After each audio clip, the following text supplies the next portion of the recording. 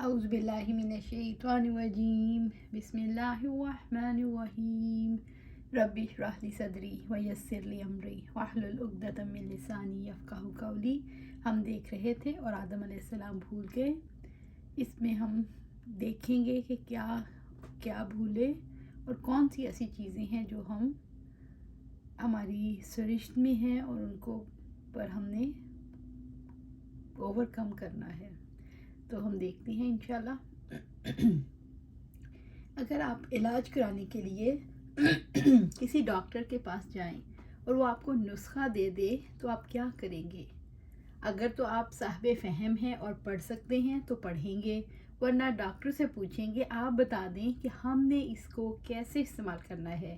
پھر آپ medical store سے اس دوا کو خریدیں گے، اسے استعمال کریں گے۔ ہر صاحب شعور انسان ایسا ہی کرتا ہے۔ کیوں؟ اس لیے کہ انسان صحت چاہتا ہے، وہ بیمار رہنا نہیں چاہتا۔ اس کو پتہ چل چکا ہے کہ میری یہ بیماری ہے اور اس کا یہ حل ہے۔ ہر صاحب فہم انسان کو جب یہ بات پتہ چل جاتا ہے تو پھر وہ اس کا علاج کرنا چاہتا ہے، اور جب علاج کرتا ہے تو صحت یاب بھی ہو جاتا ہے۔ کچھ بیماریاں ایسی ہوتی ہیں ان کا مستقل علاج کرنا پڑتا ہے۔ بھول جانا اور ارادے کا کمزور ہونا بھی ایسی ہی بیماریاں ہیں۔ انسان کے اندر یہ کمزوریاں تو رہیں گی، سوال ہی پیدا نہیں ہوتا کہ یہ ختم ہو جائیں۔ اللہ تعالیٰ نے ٹیسٹ کر کے بھی دکھا دیا ایسا ہوگا۔ پھر ان کے ساتھ ساتھ لالچ کی بیماری بھی انسان کو لاحق ہے اور ایک دشمن بھی ساتھ لگا ہوا ہے۔ تو اللہ تعالیٰ نے کہا کہ دیکھو میں تو تم پر مہربان ہوں، میں تمہاری رہنمائی کرنا چاہتا ہوں۔ تو فرمایا فَمَنِ اتَّبَعَ هُدَايَ فَلَا يَضِلُّ وَلَا يَشْقَىٰ۔ آیا 123، جو کوئی میری اس ہدایت کی پیروی کرے گا وہ نہ بھٹکے گا اور نہ بدبختی میں مبتلا ہوگا۔ یعنی اب وہ راستہ نہیں بھولے گا، وہ گمراہ نہیں ہوگا، اب وہ پھسلے گا نہیں، اب وہ ڈگمگائے گا نہیں، اس سے راستہ نہیں چھوٹے گا اور نہ وہ بدبختی میں مبتلا ہوگا۔ یہ بات اپنی جگہ پر ہے کہ اللہ تعالیٰ نے آدم علیہ السلام کو زمین پر بھیجنے کا پہلے سے فیصلہ کر رکھا تھا۔ اسی فیصلے کے تحت حضرت آدم علیہ السلام اور حضرت حوا علیہ السلام زمین پر آئے۔ لیکن یہ بات بھی سچ ہے کہ جنت کی زندگی کے مقابلے میں دنیا کی زندگی بہت مشقت والی زندگی ہے۔ سوچیں اگر آپ جنت میں ہوتے تو وہ زندگی اچھی تھی یا یہ دنیا کی زندگی؟ جنت میں بڑھاپا کبھی نہیں آنا، وہاں کسی نے بیمار نہیں ہونا، وہاں کسی سے بری بات بھی نہیں سننی، وہاں جو چاہیں وہ ملے، کوئی مشقت نہیں۔ تو آپ یہ سوچئے کہ حضرت آدم علیہ السلام وہاں اچھے رہ رہے تھے یا یہاں اچھی زندگی گزاری؟ وہاں زیادہ اچھی زندگی تھی تو زمین پر آ کر مشقت برداشت کرنی پڑی، اور وہ صرف انہوں نے ہی برداشت نہیں کی بلکہ ساری نسل انسانی یہ مشقت برداشت کر رہی ہے۔ انسان شیطان کے بہکاوے میں آ کر دنیا میں بھٹک سکتا ہے، اسی طرح دنیا میں رہتے ہوئے انسان بدبختی میں مبتلا ہو سکتا ہے۔ تو اللہ رب العزت نے یہ فرمایا اگر اس ہدایت کا دامن تھام لوگے، اگر تم میری رہنمائی کے سائے میں آ جاؤ گے جیسے حضرت آدم علیہ السلام آئے تھے، تو پھر تمہارے لیے دو خوشخبریاں ہیں۔ پہلی خوشخبری کیا ہے؟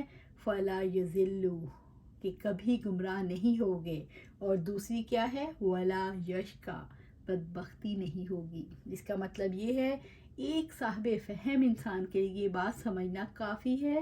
اس کے لیے سب سے زیادہ اہم چیز اللہ تعالیٰ کی طرف سے آنے والی رہنمائی ہے، الہامی کلام ہے، رب العزت کی کتاب ہے قرآن پاک۔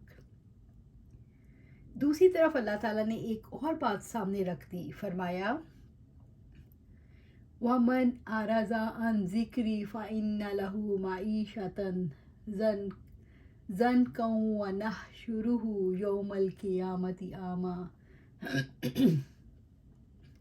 قَالَ رَبِّ لِمَ حَشَرْتَنِي أَعْمَىٰ وَقَدْ كُنْتُ بَصِيرًا قَالَ كَذَلِكَ آتَتْكَ آيَاتُنَا فَنَسِيتَهَا وَكَذَلِكَ الْيَوْمَ تُنسَىٰ۔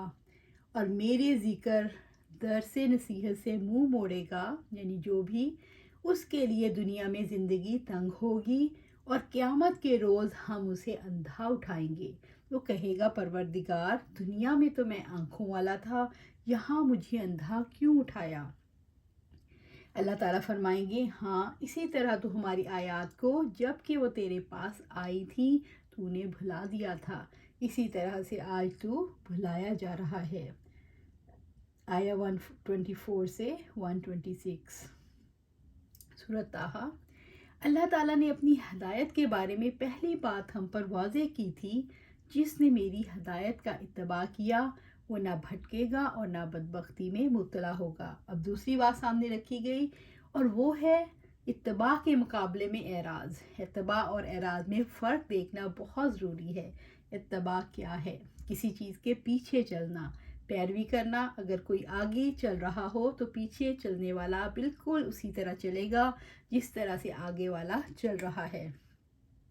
اس کا مطلب یہ ہے کسی کو آگے رکھنا ہے، کیونکہ اتباع اس کے بغیر ہو ہی نہیں سکتی۔ جیسا کہ قرآن کریم میں رب العزت نے فرمایا لَقَدْ كَانَ لَكُمْ فِي رَسُولِ اللَّهِ أُسْوَةٌ حَسَنَةٌ سورۃ احزاب آیا 21۔ تمہارے لیے رسول اللہ صلی اللہ علیہ وآلہ وسلم کی زندگی میں بہترین نمونہ ہے۔ تو بہترین نمونہ سامنے رکھنا ہے، اس کے پیچھے چلنا ہے۔ رسول اللہ صلی اللہ علیہ وسلم کو پیغام لے کر آئے، ان کی امتوں نے انہی کے مطابق اپنی زندگی گزارنے کی کوشش کی، لیکن وہ صرف اتباع کرنے والے نہیں تھے، ان میں اعراض کرنے والے بھی شامل تھے۔ اللہ تعالیٰ نے دونوں کی حقیقت کھول کر سامنے رکھ دی۔ اعراض کا مطلب ہے منہ موڑنا۔ فرض کریں آپ جلتے ہوئے کوئلے کو گلاب کے پھول کا نام دے دیں، یہ پھول ہے تو کیا وہ جلتا ہوا کوئلہ جلائے گا نہیں؟ سرخ تو کوئلہ بھی ہے اور پھول بھی، تو کیا پھول اور کوئلہ دونوں برابر ہو سکتے ہیں؟ اپنے اثرات کے اعتبار سے، اپنے مزاج کے اعتبار سے نہیں۔ اسی طرح آپ اپنے گھر میں زہر کی بوتل پر شہد کا لیبل لگا کر نہیں رکھ سکتے، کیونکہ زہر کے اثرات سے آپ بچنا چاہتے ہیں اور زہر پر کسی اور چیز کا لیبل لگنے سے وہ شہد نہیں بن جائے گا۔ ایسے ہی انسان کا معاملہ ہے۔ اگر ہم قرآن سے منہ موڑنے والے اپنے رویے پر قرآن کی اتباع کرنے کا لیبل لگانا چاہیں تو اس سے ہماری کیفیت تو نہیں بدلے گی۔ اللہ تعالیٰ نے نہ تو ہماری شکل کو دیکھنا ہے، نہ ہی ہمارے مال کو، اور نہ ہی ہمارے دوسرے معاملات کو دیکھنا ہے۔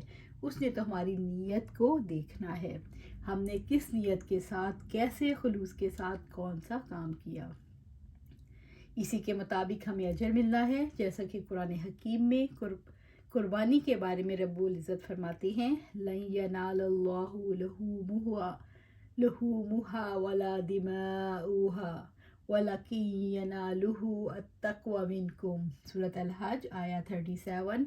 اللہ تعالیٰ کو تو قربانیوں کے گوشت اور خون نہیں پہنچتا، اس کو تو دل کا تقوی پہنچتا ہے۔ بعض اوقات ظاہری معاملہ ٹھیک ٹھاک لگ رہا ہوتا ہے، لیکن اندر سے نیت خالص نہیں ہوتی۔ اس کا مطلب ہے ہم ظاہری دھوکے میں مبتلا ہیں، قرآن سے منہ موڑنے والے ہیں اور سمجھتے ہیں ہم قرآن کے سائے میں زندگی گزارنے والے ہیں۔ زندگی میں ہم قرآن سے کتنا اعراض کر رہے ہیں، اس کو ہم خود بھی پر رکھ سکتے ہیں۔ ایسی بات نہیں کہ ہمارے لیے مشکل ہے۔ اللہ تعالیٰ نے پچھلی قوموں کی مثال دیتے ہوئے فرمایا مَثَلُ الَّذِينَ حُمِّلُوا التَّوْرَاةَ ثُمَّ لَمْ يَحْمِلُوهَا كَمَثَلِ الْحِمَارِ يَحْمِلُ أَسْفَارًا سورۃ الجمعہ آیا 5۔ جن لوگوں کو تورات کا حامل بنایا گیا تھا مگر انہوں نے اس کا بار نہ اٹھایا، ان کی مثال اس گدھے کی سی ہے جس پر کتابیں لدی ہوئی ہوں۔ اپنا جائزہ لینا ہے کہ میں اتباع کرنے والوں کے زمرے میں ہوں یا منہ پھیرنے والوں کے زمرے میں، کیونکہ معاملہ ہر ایک کا اپنا ہے۔ میدان حشر میں جو کچھ ہمارے ساتھ بیتنے والی ہے، اس میں نہ ماں نے کام آنا ہے، نہ باپ نے، نہ شوہر نے، نہ بچوں نے، نہ معاشرے کے دوسرے افراد نے، نہ کسی بزرگ نے، نہ کسی ولی نے، نہ ہی کسی نبی نے۔ ہمارے ایک کے کام اس کے اپنے اعمال آنے والے ہیں۔ اس لیے اگر اپنی زندگی کے ساتھ دلچسپی ہے، اگر آئندہ والی زندگی پر یقین ہے، اگر اس آنے والی زندگی کو پرسکون بنانا چاہتے ہیں، اگر لوٹ کر اسی جنت میں جانا چاہتے ہیں، تو پھر ہمیں آج ہی فیصلہ کرنا ہوگا۔ ہماری یہ پہلی نشست فقط اس حوالے سے ہے کہ اتباع یا اعراض۔ कुरान के साए में चलना है या उससे एराज़ करना है, फ़ैसला हर एक का अपना अपना होगा।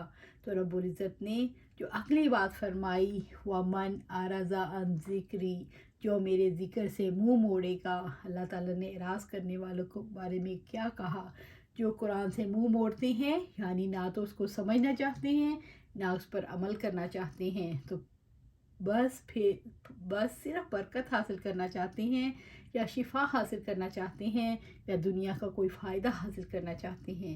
कुरान के आने का जो मकसद था वो अल्लाह ताला ने वाज़े किया, फ़मनित्तबा हुदाया, जिसने मेरी हदायत की पैरवी की। तो पैरवी करने के लिए तो इंसान को अक्ल, समझ और शऊर चाहिए। फिर इस हिदायत के मुताबिक उसे अपनी ज़िंदगी में वो काम करने चाहिए। दूसरी तरफ जो रवैया है उसको भी देखते हैं। तो इंशाल्लाह आज यहीं हम इसका बात को ख़त्म करते हैं। इंशाल्लाह फिर कल इससे शुरू करेंगे। तो हमने क्या करना है, हमने अपना अपना जायज़ा लेना है कि हम क्या कर रहे हैं, हम इत्तबा कर रहे हैं या एराज़ कर रहे हैं।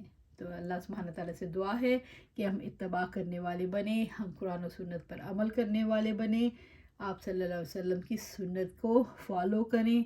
और अल्लाह सुब्हानहू तआला से दुआ है हमें कुरान और सुन्नत पर अमल करने वाला और उस पर इस्तकामत रखने वाला बना दे। आमीन या रब्बिल आलमीन।